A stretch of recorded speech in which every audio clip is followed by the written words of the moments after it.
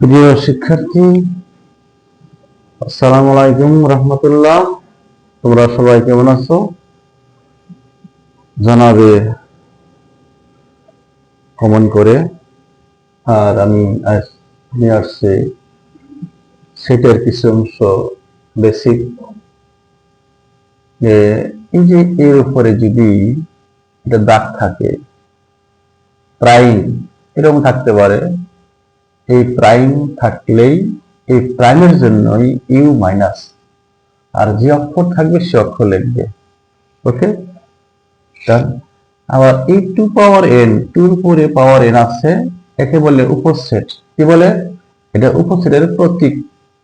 আবার এই টু পাওয়ার N minus one, এই টু পাওয়ার এন মাইনাস ওয়ান, হ্যাঁ, এটার প্রকৃত উপসেটের সূত্র। কি কার সূত্র? এই প্রকৃত উপসেটের সূত্র হচ্ছে টু পাওয়ার এন মাইনাস ওয়ান।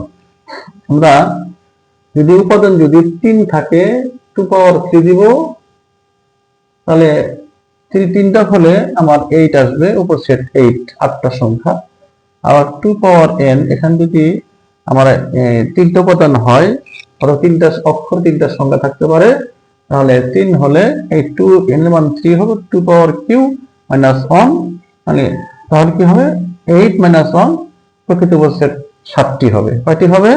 7টি। যদি আমরা এন এর মান 4টা উপাদান অথবা 4টা অক্ষর থাকতে পারে, কিন্তু 4 হলে এন এর মান 4 হবে, টু পাওয়ার 4 16 আসবে, উপসেট 16টি।